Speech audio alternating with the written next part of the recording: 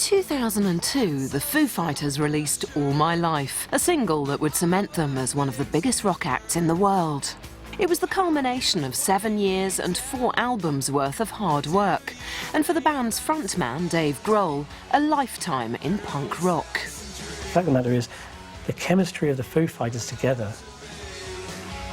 creates this fabulously uplifting rock sound that not many bands are able to create. Dave's such a big personality. He's such a warm character.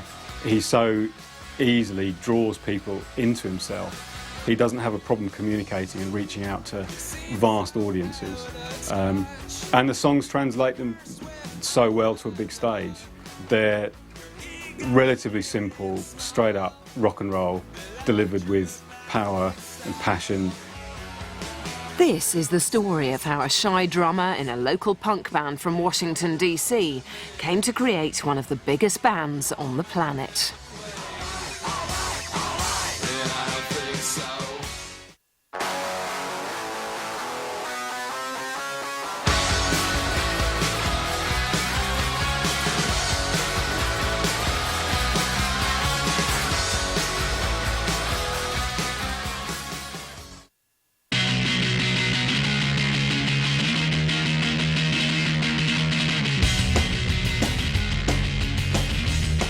The man who would eventually become the heart of the Foo Fighters was born David Eric Grohl on the 14th of January in Warren, Ohio.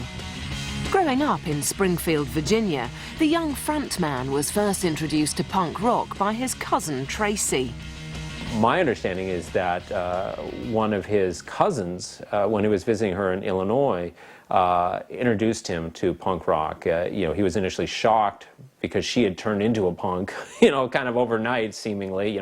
Last time he saw her, she was just a normal teenager. Now she was in, spikes and studs and all of that. She had a huge record collection as well of punk records from all over the world, and really turned Dave on to the whole punk sound. Tracy even took Dave to his first punk gig, which was Naked Raygun and ROTA, who were classic American hardcore bands.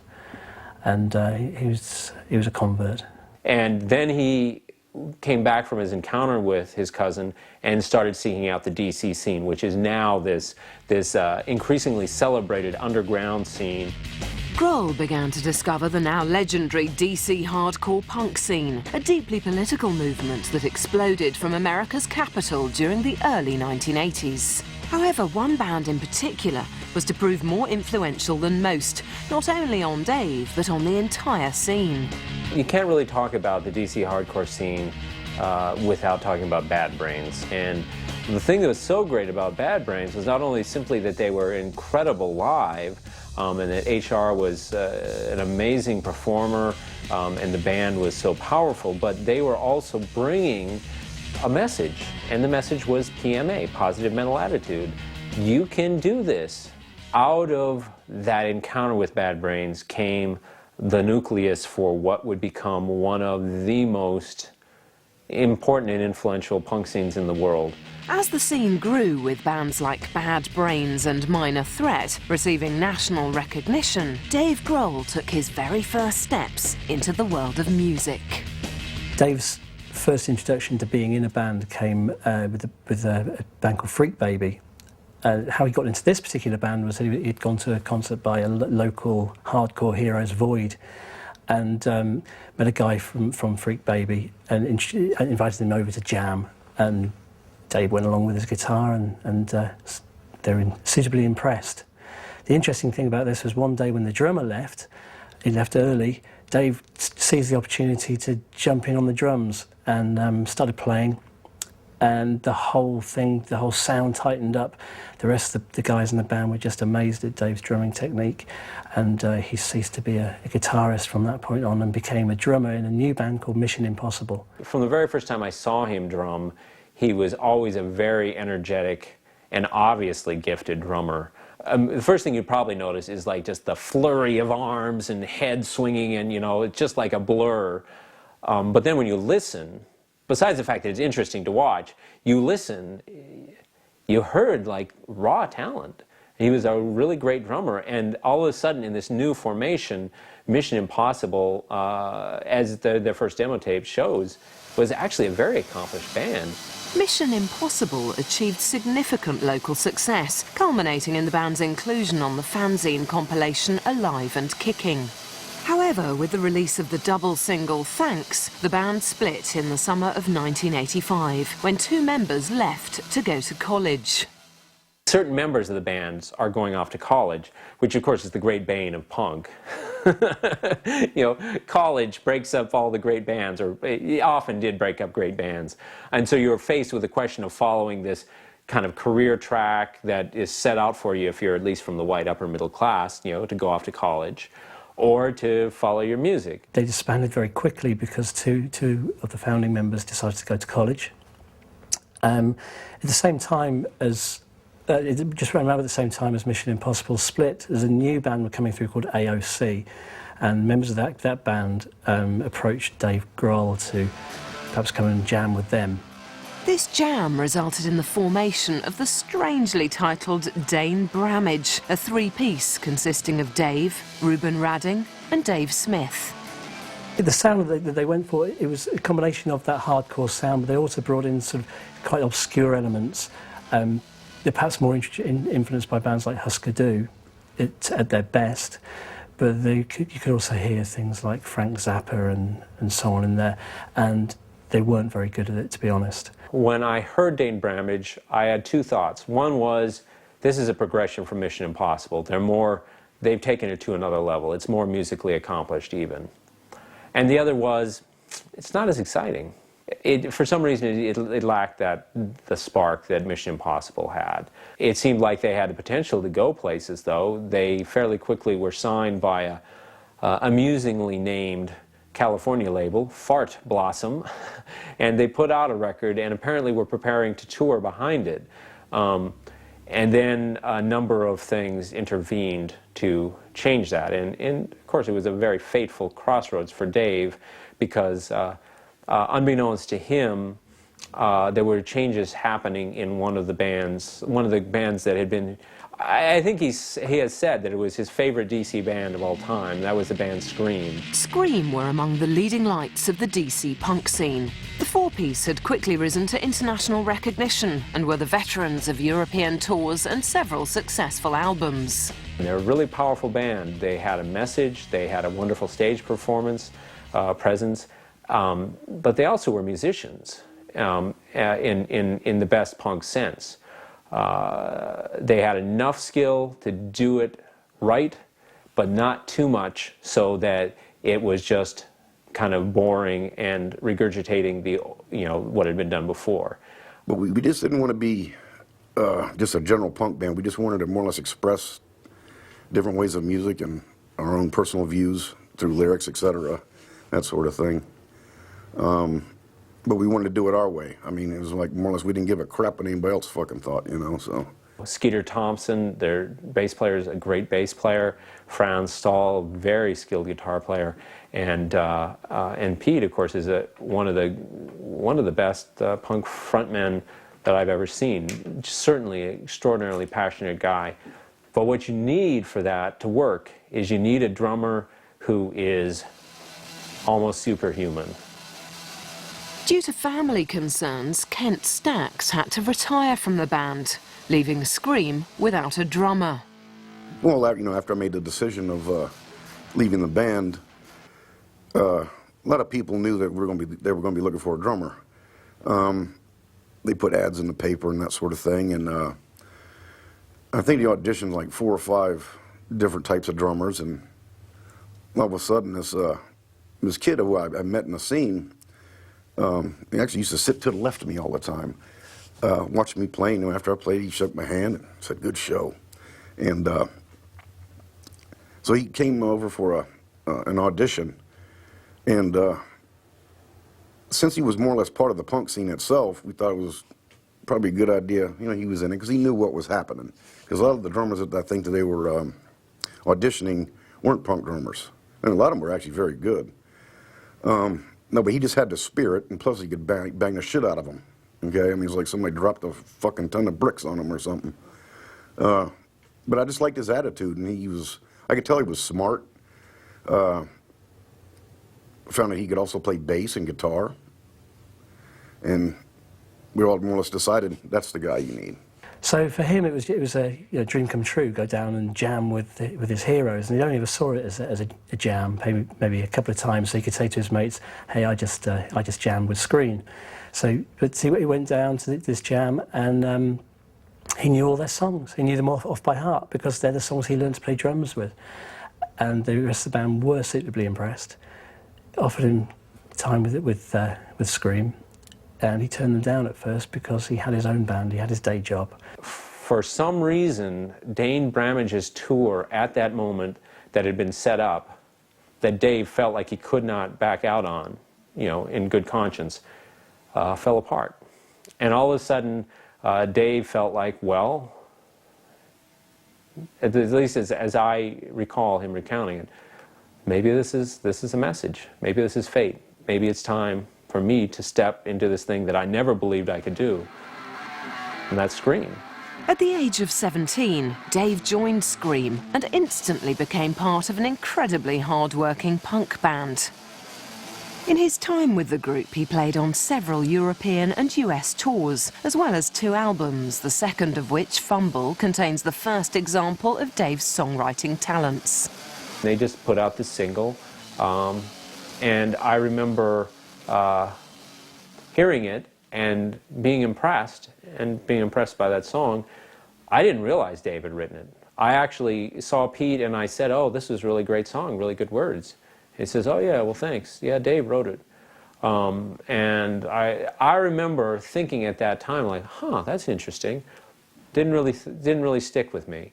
I also knew that Dave had done a solo material which he had recorded, and this whole period, like his connection with Barrett Jones, which is cemented back during Freak Baby, Mission Impossible time, is something that he carried with him for many years, and that friendship and that approach, that DIY approach, is something that, I think is just deeply part of who Dave is. I think Scream gave Dave Grohl the confidence to actually start recording his own music. Perhaps didn't give him the confidence to play that music to many people, but he developed the ability to multi-track his own material. So he would go into demo studios and record every instrument and do it very quickly as well. And it became a routine that he would employ all the way up to the early days of the Foo Fighters. So Scream very much gave him that confidence. They also gave him the experience of being in a hardcore band, gigging in the toilets of Europe, and when you've played in nasty venues in Amsterdam and Nottingham in England and all over Europe, you realise this isn't a glamorous life at all. And he really enjoyed it. They became his family. Scream were very much his family at that point. He refers to them as being like a family, and sleeping in a small transit van, dragging their sorry asses around Europe. However, Scream came to an abrupt end in Los Angeles in the summer of 1990. Scream came to an end, as with many bands, just dissolved really. Constant gigging, constant hard work with very little return. They were releasing these live albums and releasing underground stuff that people weren't picking up on. They eventually collapsed when Skeeter walked on them in LA. That left Dave and Pete and Franz stranded. There it is, Scream falls apart on the road, and West Coast, far away from home. And, what do you try to do? I mean, that was their life, really, that was their life. And there was Dave's life, too. And he, hung with them as long as he could, as he felt he could. And then another opportunity presented itself.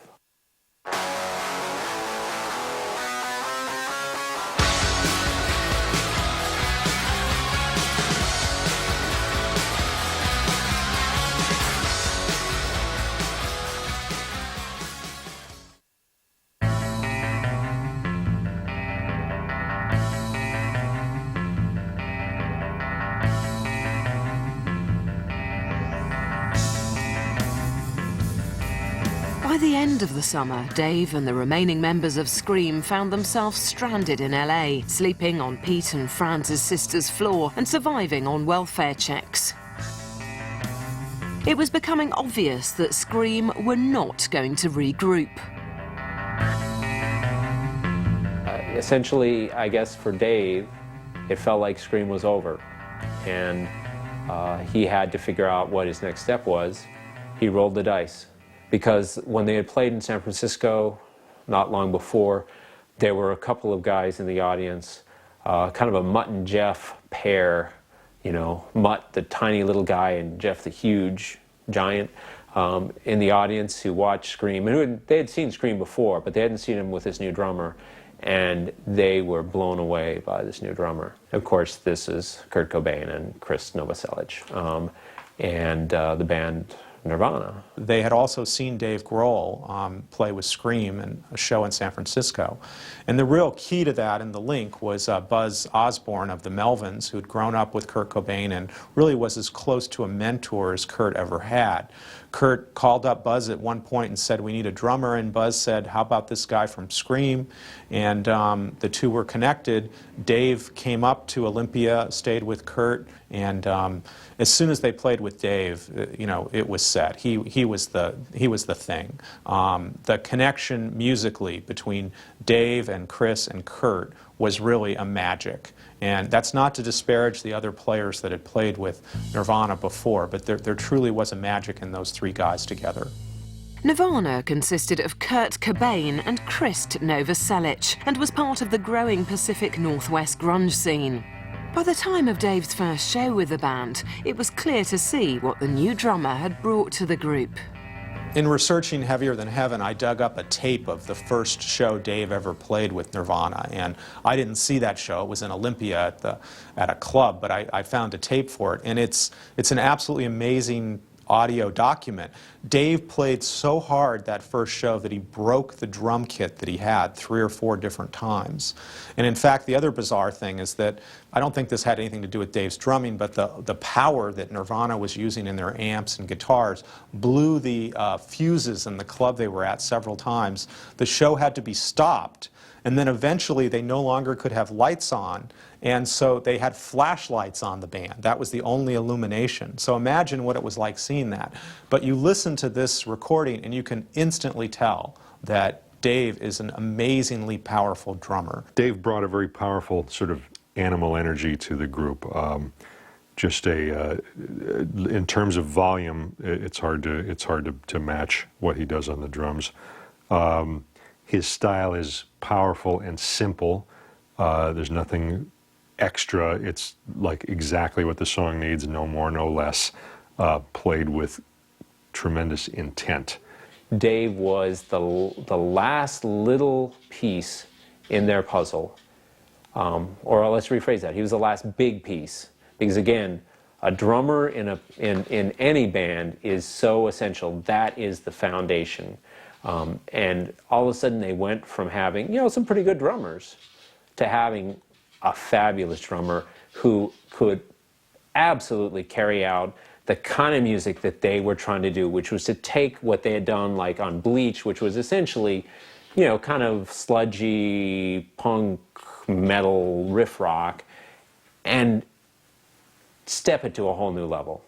And Dave was there at precisely the right moment to help them, and particularly help Cobain realize this vision. After signing to Geffen Records, Nirvana went into the studio with producer Butch Vig to record the album Nevermind. I think one of the keys to the recording of Nevermind was that Butch Vig is and was a drummer.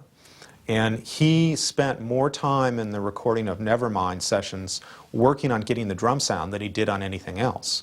And he did a number of things. He put a long, sort of a barrel-shaped thing, a drum echo chamber to get the drums to sound more powerful. He really knew what he was doing when he was miking the drums, and that's from his own background as a drummer. So the drums were really a key to getting the sound of Nevermind. And again, you listen to Smells Like Teen Spirit or Lithium or a number of the other songs, and there's a snap to them on that record. And the funny part is that Cobain later said he didn't like the sound of Nevermind. He described it as candy ass. He thought it was too pop and too punchy. Nevermind was produced and recorded as a pop record by a rock band. And, you know, sounds like it. It obviously worked. You know, it did what it's supposed to do. It made the band radio staples. You know, the songs were very well recorded and very well produced pop tunes. But, you know, and I think the band, to some extent, felt that it didn't really capture what Nirvana was really all about, which was something a little more raw. I think that for all the speculation and debate there's been about the relative merits of Nevermind versus their earlier, rougher, slightly cruder work, I think it was a natural progression. Who in the position that Nirvana was, with a huge budget behind them, a huge promotional machine, a major label, would opt for, let's say, go in the opposite direction, wanting a cruder album. You know, maybe a DC band would have if they had had that kind of muscle behind them, but I wouldn't speculate that it was corporate pressure that that steered them in a bubblegum way to try, and nor do I hear that bubblegum aspect that other people have decried the album. Those songs, even recorded by different musicians, would have had a lasting emotional impact. Smells Like Teen Spirit, in my opinion, the reason that that song is so powerful is that the lyrics, the sound, the whole emotional tone of that song is so instantaneous and so connecting to every human. Before Kurt even sings in that song, you know what the song's about. I mean, those first few notes in that tune, to me, you know, reach to my own sense of alienation and abandonment. Same with the song Something in the Way. I mean, you know, that song is the simplest song recorded on the record. It was the last song they did. But you listen to the emotional tone of just the music, even if you don't understand English, you understand that that song's about abandonment and that it's about isolation. I think Kurt Cobain's greatest gift was that he was able to put his pain and his emotion into music. A lot of people lead pretty depressed, screwed up lives, but very few of them are able to take that sort of inner turmoil and create it into art. And that was Kurt Cobain's greatest gift, in my opinion. He was able to take his tragic childhood, his feelings of alienation, turn it into art. And consequently, I think it was a great gift he gave everyone else. We can hear it and sort of understand ourselves better and through his music. Smells Like Teen Spirit was released on the 9th of December 1991. The single and subsequent album success catapulted Nirvana to the top of the charts and onto magazine covers across the world. It was the beginning of the band's uneasy relationship with fame.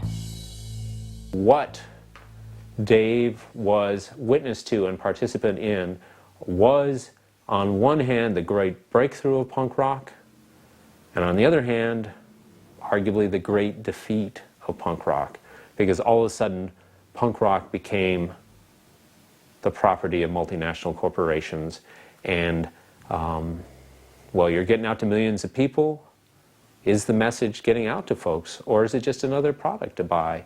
Good question, and I think the band struggled mightily with that. I know Dave, who I, of course, at this point, he's hardly around DC, but when I did see him, it was clear that he was very conscious of the responsibility of a band like Nirvana, because all of a sudden, it wasn't like you were Scream and you were playing for, you know, maybe 500 people. You're playing for thousands, you're playing for millions of people, ultimately. And the possibilities that are inherent in that are incredible, and the pressure and the disheartenment, you know, the kind of the heartbreak when you see your audience be the people that you started out to fight, and they don't seem to get it. The phenomenal and quick success that the band had certainly changed the dynamics within the band. They were really a union of brothers when they were touring in a van. But by '91, Cobain was treated like a star. Photographers would come and they didn't want to shoot the three of them together. They wanted to shoot just Kurt. Interviewers would come and they didn't want to talk to all three. They wanted to talk to Kurt. Kurt became the front man, and he was never quite comfortable in that role. And that shifted the role. Eventually, when the band began to tour a couple years later, they traveled on separate tour buses, which is just absolutely unheard of in the early days of the band when it was all for one, in the way they interacted. So by the middle of '92, things were dramatically different. There was enough money being made that money became an issue. And in some ways, the beginning of the end of Nirvana was when Kurt came to Chris and Dave and said, I want to renegotiate our song publishing royalties. And prior to that, they had had an equal split, and Kurt said, I want to renegotiate, and not only do I want to renegotiate, I want it to be retroactive. And in some ways, that was really the beginning of the end of the band. They continued on for a couple years after that, but I think that was a major mistake for Kurt Cobain. He made more money, but in some ways he lost the relationship, and the friendship was forever changed, really, between he and his other bandmates. The biggest pressure was that they were no longer working as a group of friends. Dave refers to Scream as being his family, and Nirvana being a band that he was working with. He loved the band and he loved all the guys in it, but they were travelling alone. They were doing interviews alone. They certainly, as Kurt went further and further down the drugs road, they were having less and less to do with him on a day-to-day basis. So there was a very much a sense that he was becoming an individual within this band, that he was out on his own.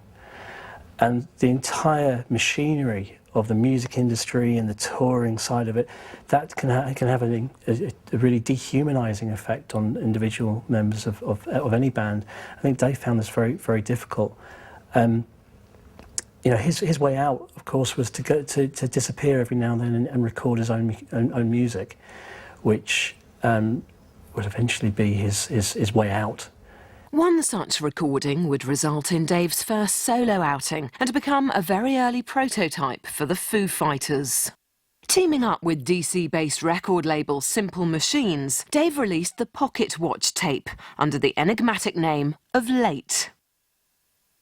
Throughout the Nirvana's in utero period, Dave was going in the studio with a guy called Barrett Jones, the Laundry Room Studios, and recording his own material with this method of recording that he'd first learnt through Scream, which is the multi-tracking method. So he'd go in and play drums and play guitar and so on. In fact, there was a big joke that he could record an entire track in 45 minutes. He'd be running from room to room, sweat pouring off him, and just laying down these tracks constantly. Dave was turning into quite a prolific songwriter. He'd amassed a huge amount of songs, and with a great variety of sounds in them, ranging from Neil Young, who was very much a blueprint for Dave Grohl, I think, through to sort of the hardcore sound that he was known for through Scream and Nirvana and previous bands. At the time, bearing in mind that he was the drummer in the biggest band in the world, Dave could have started his solo career, and nobody was batted an eyelid at that point. Dave is a pretty humble person, probably self-effacing to a fault. He considered, from what I can tell, he considered these recordings to be of marginal value on artistic level. But he liked them. Jenny heard him and liked him, and she put him out as a cassette. This guy could have, by the time they're coming out, he's in the biggest band on the planet, Nirvana. You could make some money this way. And in fact, those recordings in the hands of an unscrupulous person, that person could have made money off of those. Fortunately, neither Dave nor Jenny were interested in doing that. He was just simply interested in putting out for the people who were really interested the stuff that he'd done. And so he did. And I recall at the time that you actually had to kind of really dig a bit to figure out who the hell was behind this thing called Late, you know.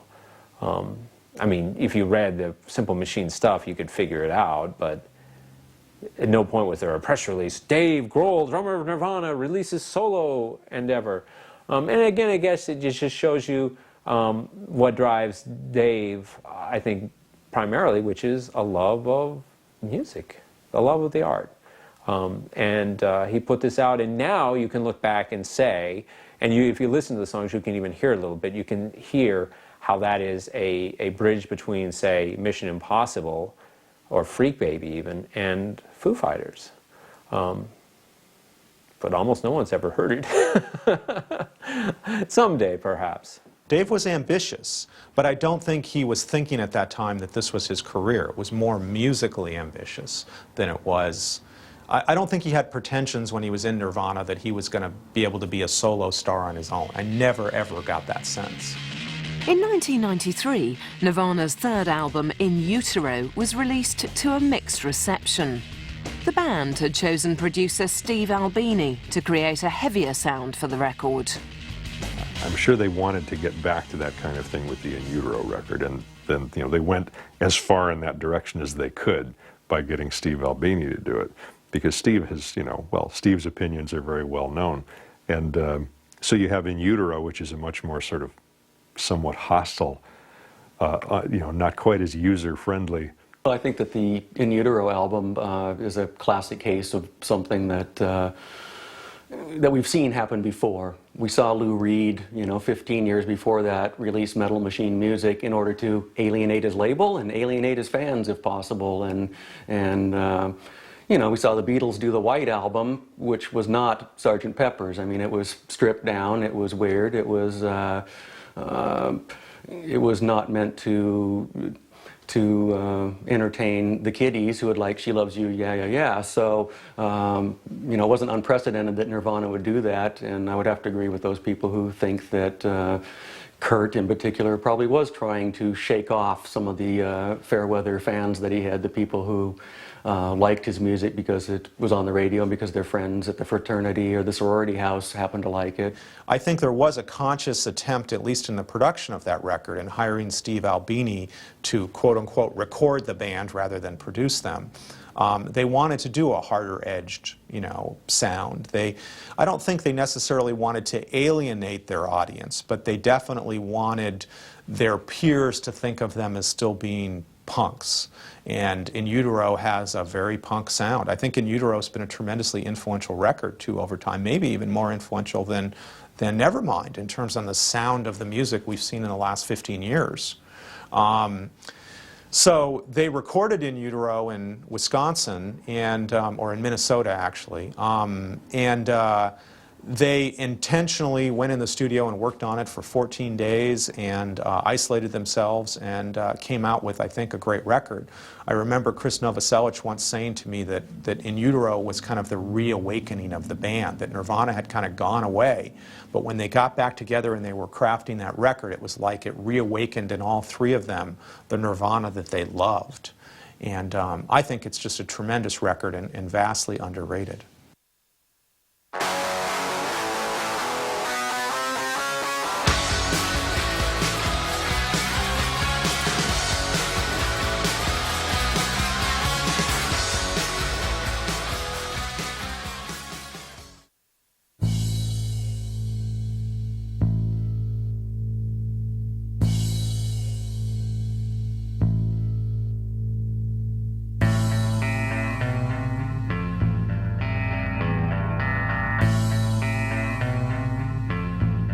On the 5th of April 1994, Nirvana came to its tragic conclusion with the words love, peace and empathy. Amongst the confusion and grief of Cobain's suicide, Dave Grohl slipped away from the music world and the public eye.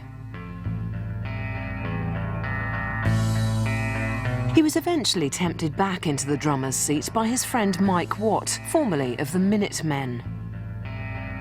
Dave Grohl went into the studio with Mike Watt to work on his solo album, which was coming out through the major Sony records, you know. So it was a big deal. And Mike Watt was really encouraged Dave to start working again. At this stage, Dave had pretty much decided he wasn't going to do anything musical anymore. He was, like, as you can imagine, devastated. Went into a long depression. But Mike sort of encouraged him to consider his future. So Dave recorded a couple of songs with him on the album, and it kind of gave him a real sense of, just a reminder of how much he loved making music. Soon after the sessions with Mike Watt, Dave decided to go and record, in his time-honoured tradition, go down to the studios, multi-track loads of songs. And so Dave once again got together with Barrett Jones and went into Robert Lang's studio to demo or record these songs. No, I remember Dave coming here with Barrett Jones, and of course Barrett and Dave were back in Virginia area, Washington D.C. area. They were buds, and they worked in the same studio together, and they kind of fed off each other. And you know, Barrett's got a great personality, and of course Dave too, you know, a funny guy, you know. And they started setting up tracks and mics and stuff, doing, you know, drums, and it was just amazing to see Dave going through all these tracks, 17 songs in 5 days. Hello, wake up, like, who does that? You know, it's like playing everything, drums, bass, guitars, vocals, done. 17 songs in 5 days, like, unheard of. Like, you know, I mean, it just really, you know, blew me away. His expertise of, like, writing songs on the spot, you know, and picking out parts that he wanted to do. I mean, there was very little, like, doing any second takes. In fact, I don't even remember a second take, you know. It's almost like he knew what he was going to do, and even though you could see him, like, arranging stuff on the spot, but you didn't.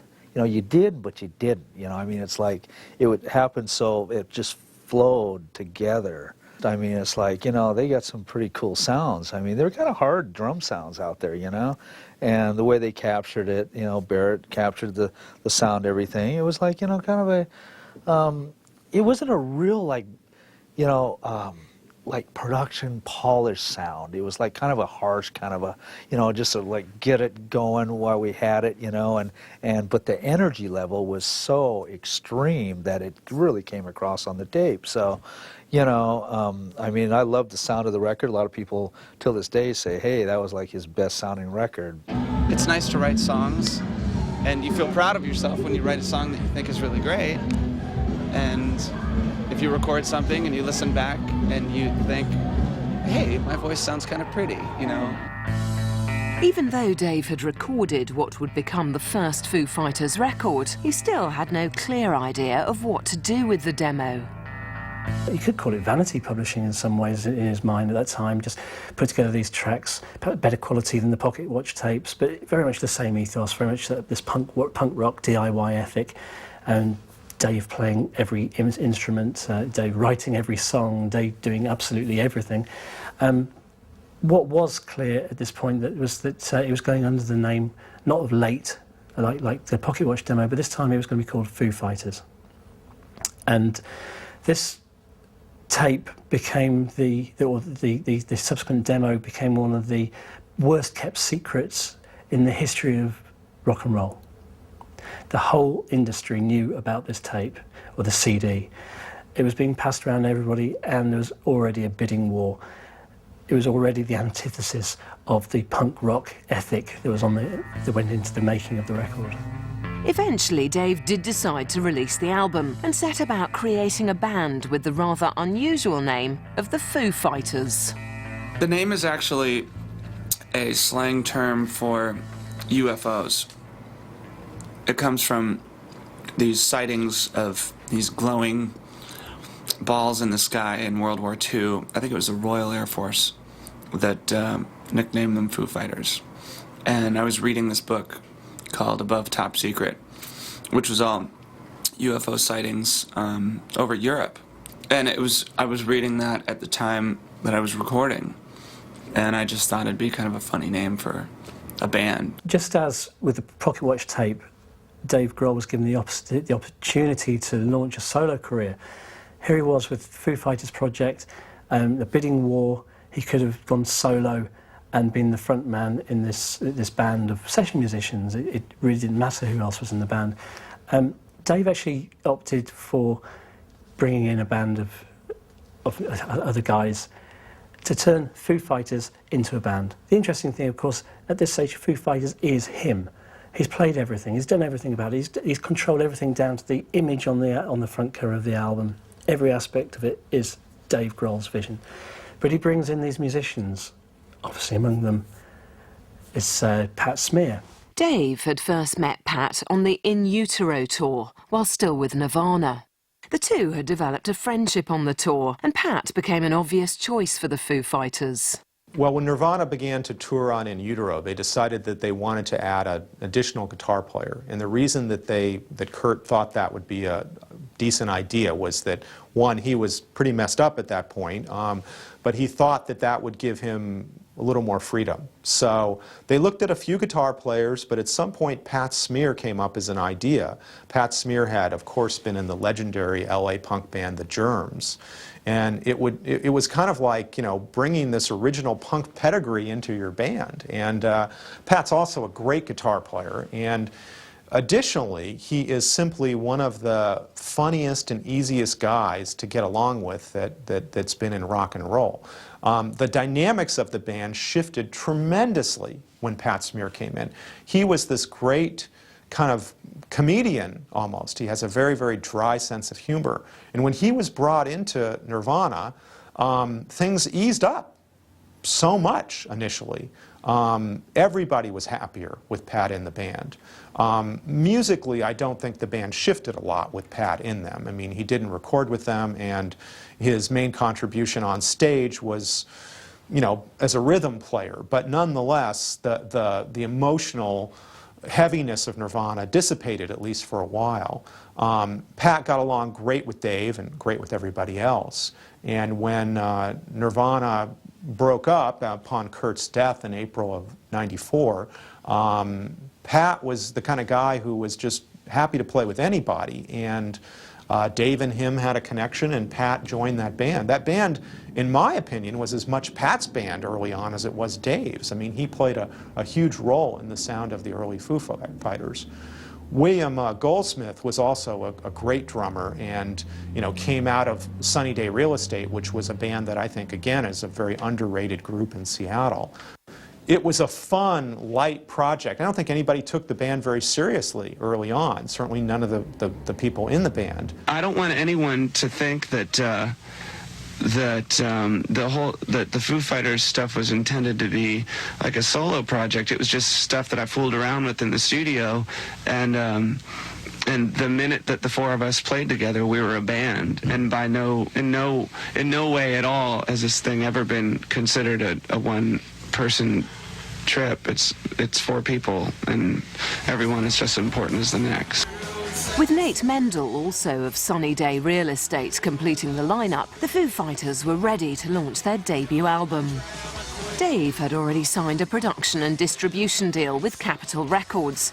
With everything in place, the band began to gig the new material. I think their first show in Seattle was at the Velvet Elvis, which was a 200-seat venue. There was a lot of excitement in the band, just the idea of Dave and Pat, and then also the guys from Sunny Day Real Estate, you know. There was a lot of excitement around the band, but no one imagined that they would become the kind of powerhouse band that they eventually became and have the kind of international success. But even the band itself was very lighthearted. I did a piece on the band, one of the first stories done on them, and I remember interviewing them, and there was very little ego. You know, Dave was not, you know, it wasn't like it was his band. It was like the other guys were equal members of the group. You know, William Goldsmith, the drummer, you know, played just as big a role in the course of interviewing them as Dave did, or Pat. they really were having a great time playing together, and nobody was taking it seriously. Dave was actually talking at that point of, yeah, we're going to go out in a van again. That's what he was thinking. It's just going to be like the old times. We're going to go back out in a van. Well, that changed because the first record did so much better, I think, than they had imagined, and became a huge hit. I felt pressure when we first started performing, because our first show was maybe a month and a half after we'd actually played together. So I felt pressure there.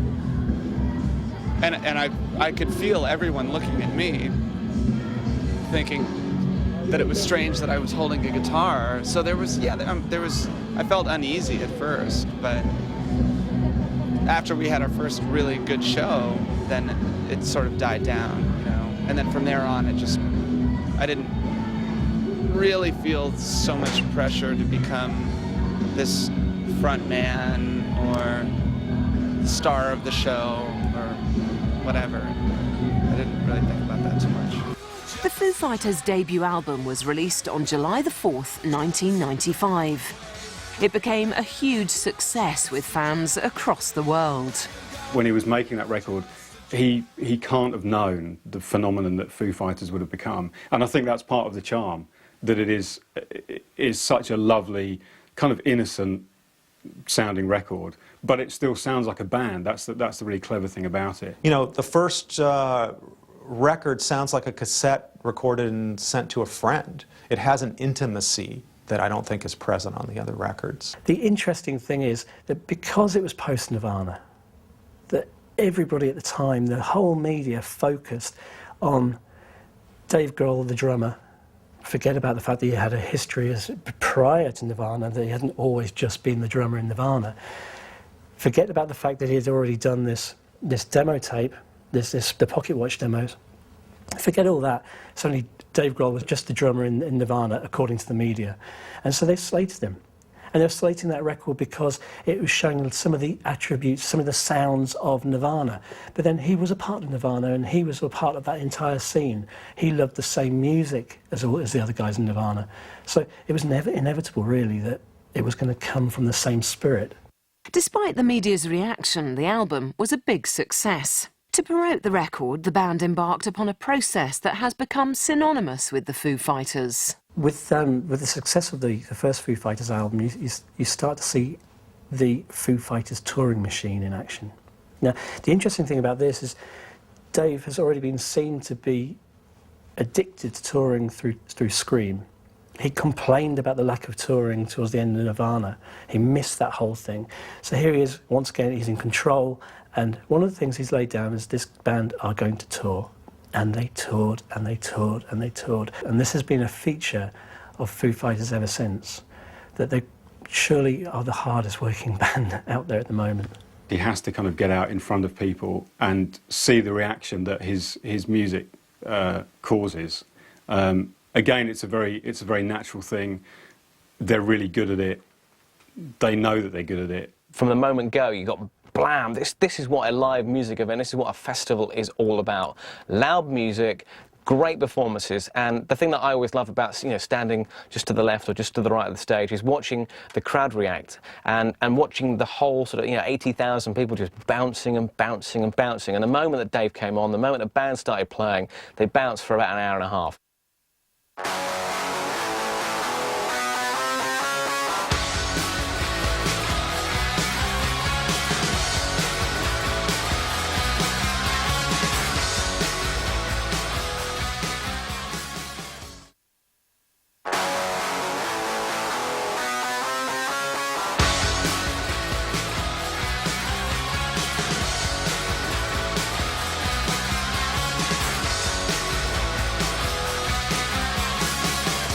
The first part of 1996 found the band tirelessly promoting their first record.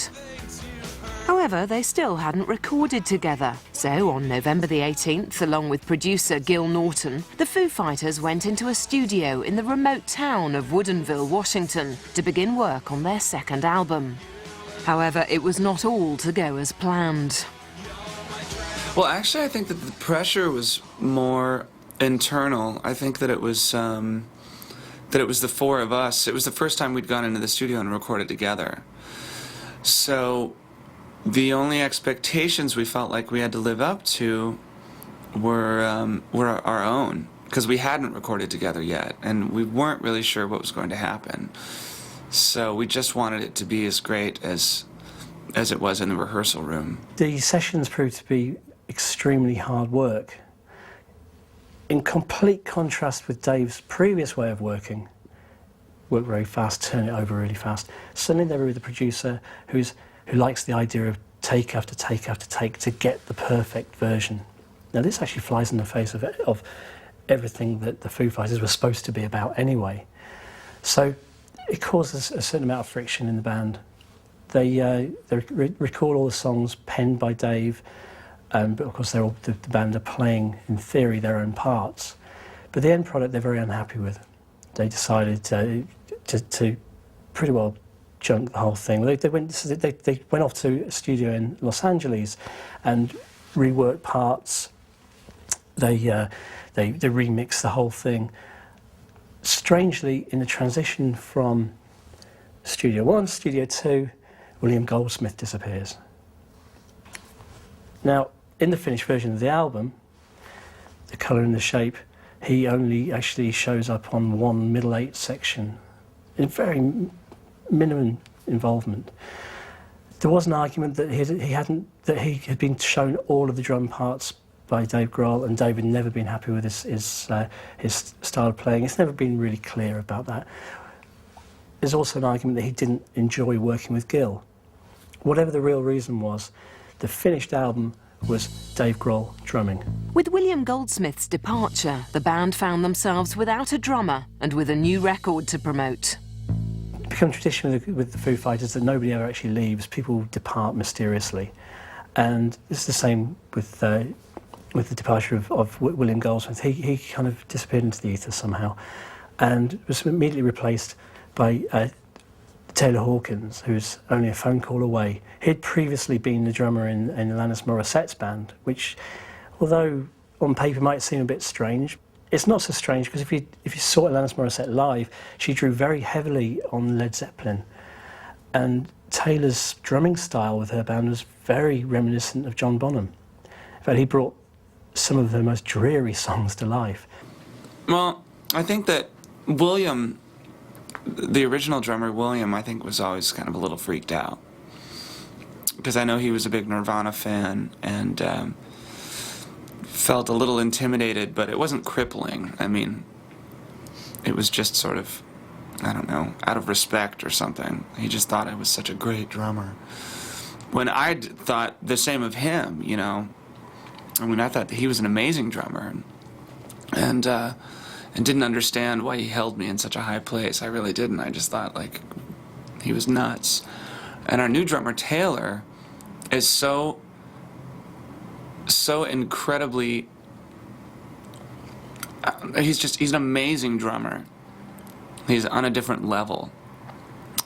So I don't even go near the drum set anymore. I'm embarrassed to get behind it because he's so good. He just makes me sound like crap, you know. Taylor Hawkins is arguably one of the kind of greatest rock drummers of his generation.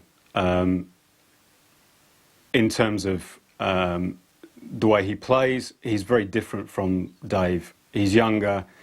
He's grown up with Roger Taylor from Queen and Stuart Copeland as his big influences. He's less of a punk rock kid than Dave Grohl, but he's still got a lot of that kind of punk rock energy. Dave's shoes are so big. It would have been a huge task for any drummer to come in. The fact that Taylor was young, hungry, it made him kind of the perfect choice. With Taylor finally installed behind the drum kit, the band released their long-awaited second album, The Colour and the Shape, in May 1997. There's an anthemic quality to a lot of the songs on the album, and which is very much the product of a gigging band. They've been very much written in that live environment, which of course the first album wasn't.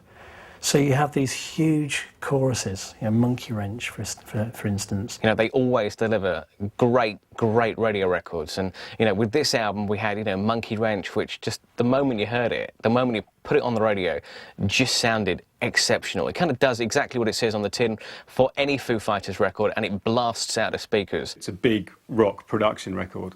The guitars are huge. There's the same kind of soaring melodies. It's a big sounding record, and it has a lot of moments of real greatness. And I think for a lot of people, it remains an album that is kind of the benchmark of what the Foo Fighters do. It's not the same as the first album. It is a big rock monster, and I can see absolutely that purists would have got their hackles up. And I guess for a lot of people it did. For me, it's the sound of a band beginning to find their identity. Although Dave plays drums and guitar on that record, he's got Nate Mendel involved, he's got Pat Smear, both guys that he has a real relationship with and respect for. And it's the sound of a development. It's not necessarily a vastly more mature sounding record. I think there's still a lot of hunger and passion and excitement in there. But there's no doubt that it's becoming a different animal. The first album was recorded in 5 days by me, and it sounds like it.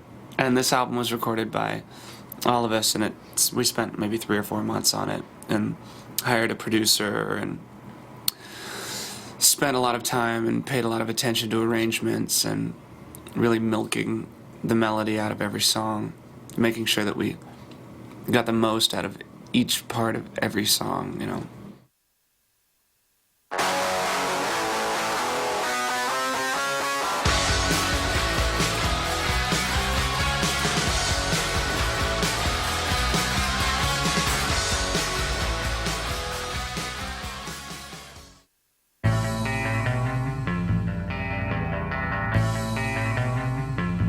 With the colour and the shape climbing high in the charts, the band set out once more to tour the record.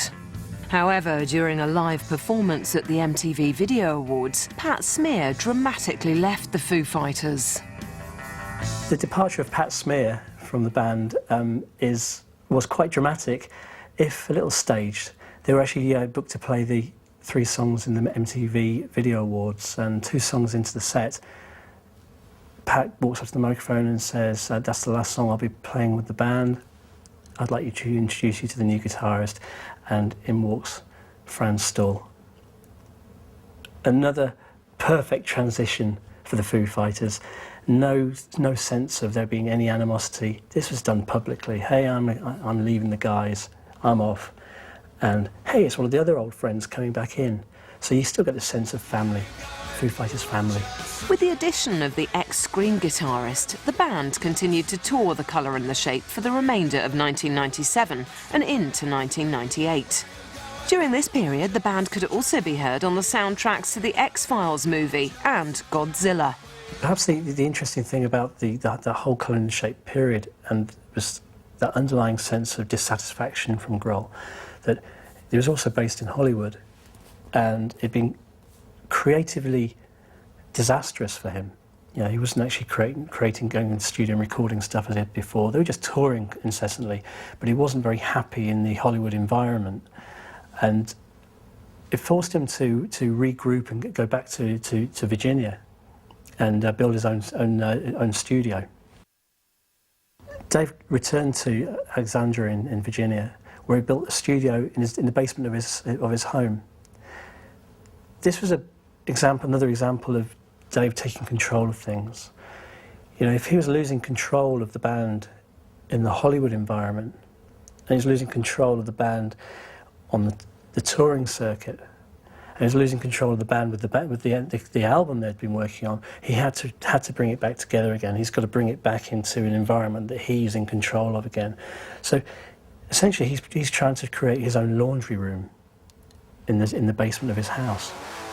At the beginning of 1999, the band reconvened at Dave's personal studio to begin work on the long overdue third album.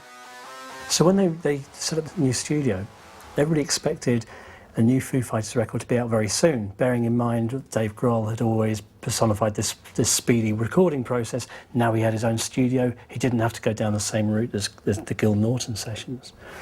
So they started working on a new album, and it very quickly transpired that Dave and Franz were really moving in very different directions. And it started creating a certain amount of tension within the band. They were going in different directions, and Franz became another one of these mysterious departures. It was never announced that he had left. It was never made a big deal. The thing that was a big deal at that time was, have the Foo Fighters split?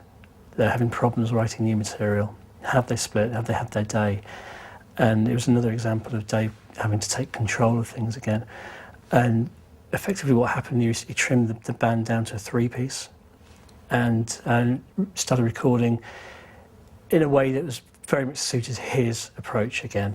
This time round, though, it was acoustic guitars sitting in bedrooms and jamming. The resultant record was a surprising departure from the band's traditional hard rock sound. I think there's definitely a vibe there which reflects the fact that the Foo Fighters weren't watching a studio clock. They were recording on their own terms in a place that they felt comfortable with, in Dave's own studio, where they had time to just jam things around maybe and just get back to being a band in a room, not worry too much about whether the drums sounded like they'd spent 4 months getting a drum sound. Just throw the drums up, put the mics up, get a great sound, get the tunes rocking, and that's the sound of that record for me. And I think it's possibly my favourite sounding Foos record because of that. But you've still got those killer melodies and killer hooks over the top. Nothing Left to Lose has got a very different sound to it. It's extremely acoustic based. It's almost ballady. It draws on people from the soft rock pantheon and or the Americana heritage. It's drawing on people like the Eagles as well, which is it's a real shock to fans of the rock or the punk Dave Grohl. And interestingly enough, it's a new way of writing for him. It's actually showing him a new development and a new maturity. That here you see Grohl, I think for the first time, feeling comfortable with his ability as a musician, feeling comfortable with his ability as a songwriter, and actually trying to stretch himself. That whole album is definitely the sound of a band that wanted to probably move away slightly from that polished, well-executed sound that Colour and the Shape had. Taylor's more involved at that stage. Dave's kind of wanting, I think, to just find their own space and work on their own terms a bit more. And I think that's the sound of that record for me, is a band just kind of stripping things back a little bit. After changing record companies to RCA, the band found themselves in a similar situation to when William Goldsmith left.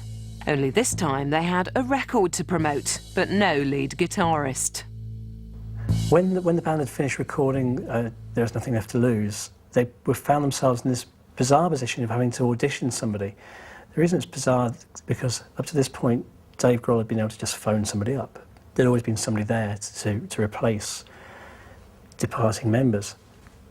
So it's kind of interesting that they're starting to audition a new guitarist, and it's an almost impossible position for a new guitarist to take on, really. Luckily for Foo Fighters, up walks this guy who's actually a fan of the band, who knows them really well, who just slots straight in there. There's a guy called Chris Shiflett, and he joins the band, learns the new songs, and he's immediately introduced to this on-the-road phenomenon.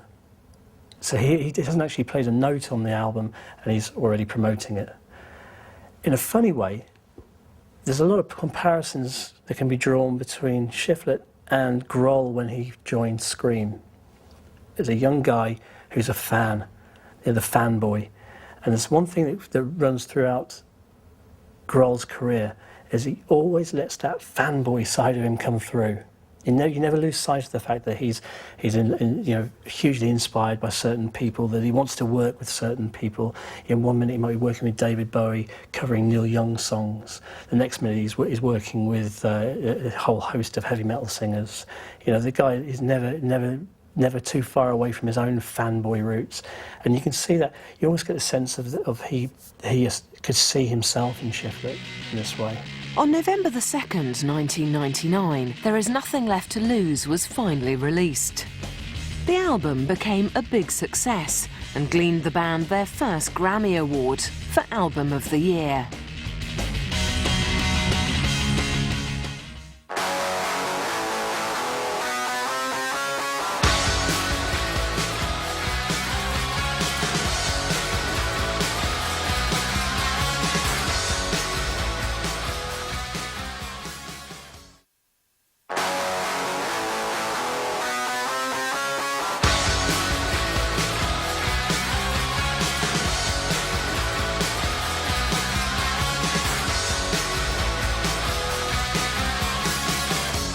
After the release of There Is Nothing Left to Lose, the Foo Fighters launched into another 2-year period of touring.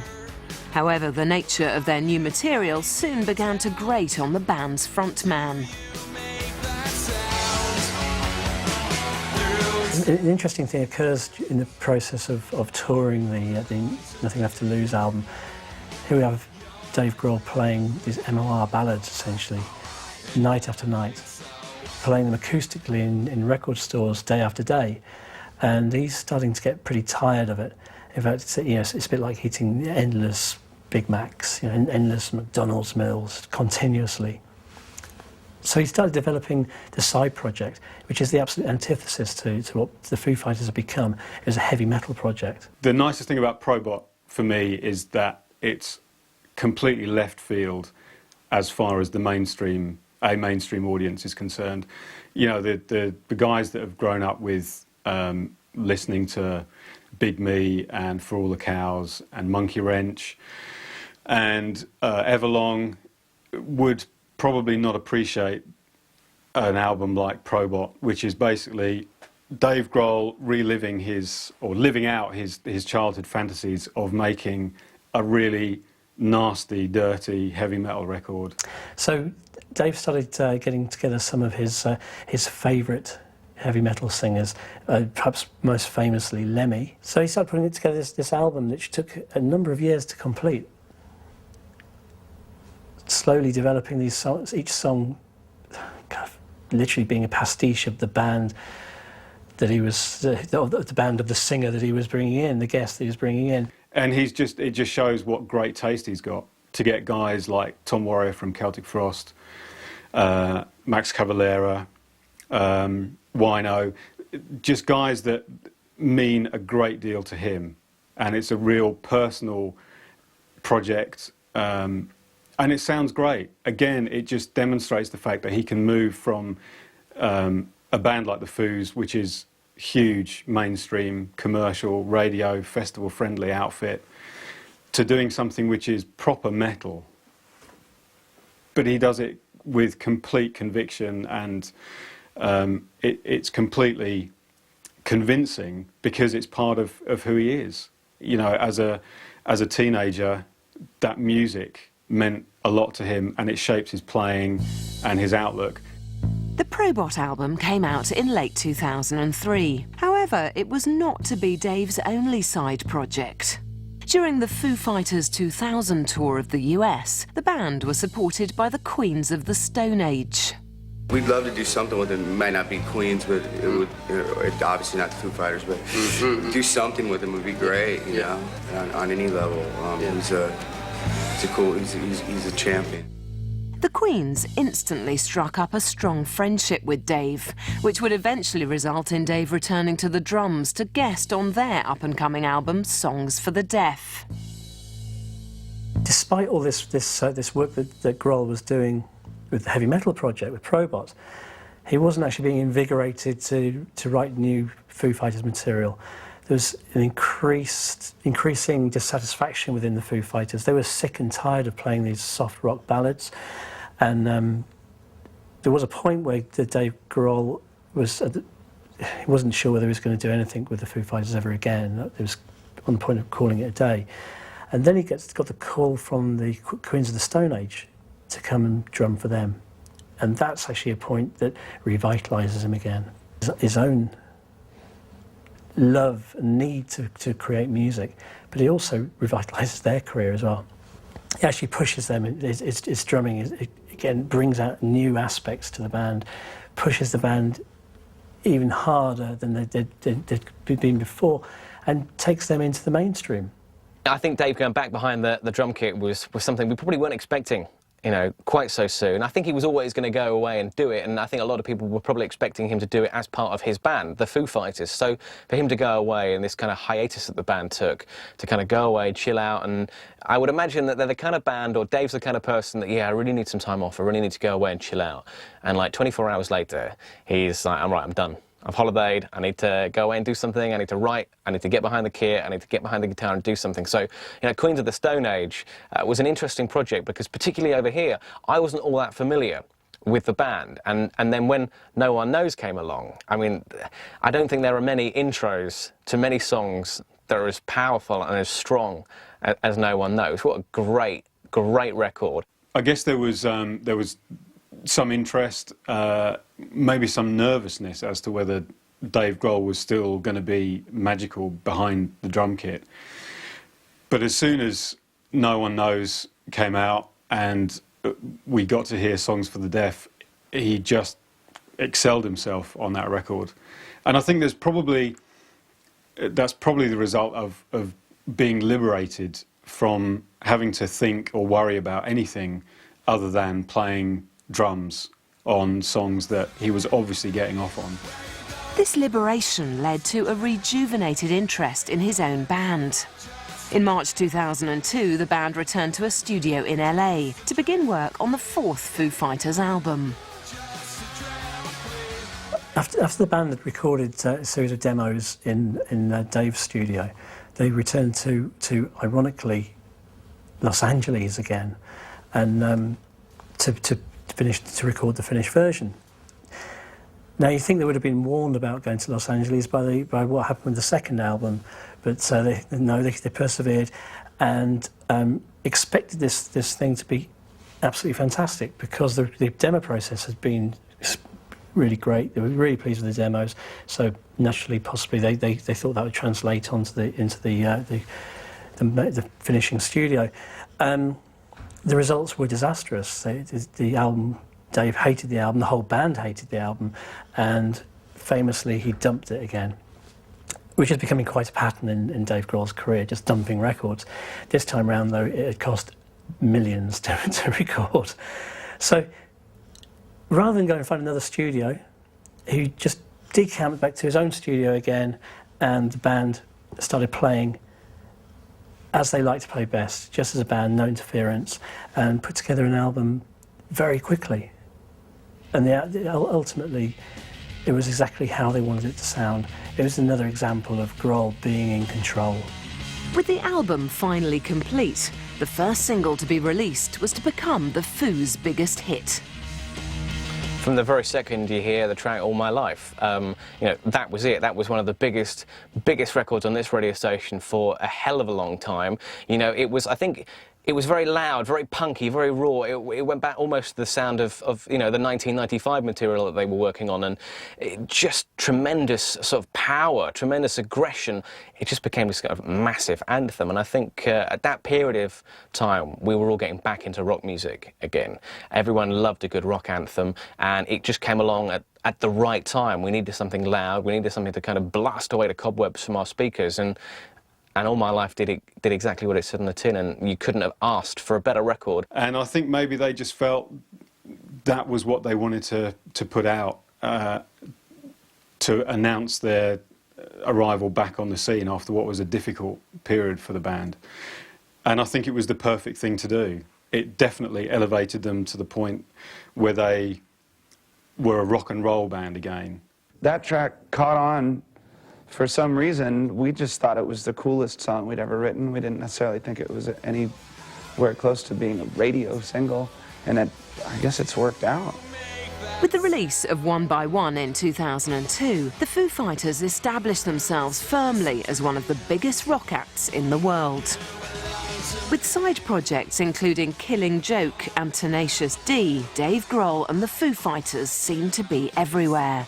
These days, bands last for maybe an album or two before they disappear, and we've always maintained this nice, comfortable existence outside of the real mainstream. We just make records in my basement, and then we book a tour, we come out and play shows, and go home and make another record, and we've done that over the last 7 or 8 years, and I guess maybe it's just the longevity that made people more interested this time.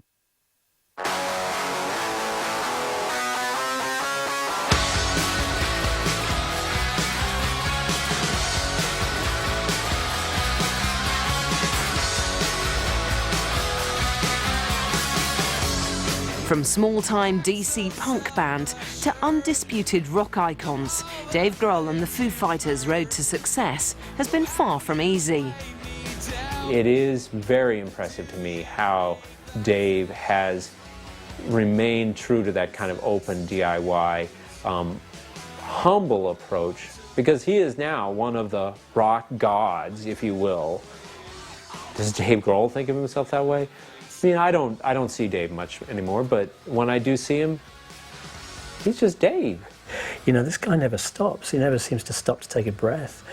You know, even when the times that the band are being quiet, he's recording other albums on his own, you know. He just seems to knock off albums like the rest of us eat dinners. The success of the Foo Fighters over the last 10 years is really down to the fact that the guy at the front of the stage, the guy behind the band, is a great songwriter and a great musician. With a new double album expected in the summer of 2005, the band has finally assured their place as one of America's greatest rock acts. Well, I didn't expect it to be like this. I thought a lot of people considered us sort of like a side project. Didn't really take us seriously at all.